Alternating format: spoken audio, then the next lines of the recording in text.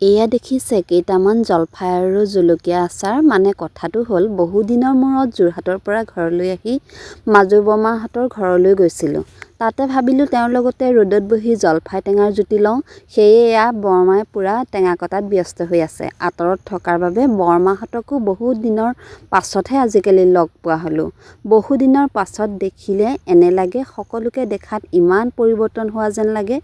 দিন বাগৰি যোৱাৰ লগে লগে তেওঁলোকৰ শাৰীৰিক অৱনতি দেখিলে মনটো বেয়াই লাগে। মোৰ মা, দেউতা, বৰমা সকলো। এয়া দেখিছে তেওঁৰ লগত বহি টেঙাৰ জুতি লৈ লৈ বহু মনৰ কথা পাতিলোঁ। কথা শেষেই নোহোৱা হ'ল। বৰমাৰ টেঙা কিন্তু শেষ হৈ গ'ল। মইতো টেঙা খোৱাত এনেও ভাল। টেঙা খাওঁতে মই ভাতেই খাইছোঁ নে টেঙা খাইছোঁ ধৰিবই নোৱাৰোঁ। টেঙা খাই হোৱাৰ পাছত বৰমা আৰু মই সাজি কাচি এফালে ওলাই গ'লোঁ।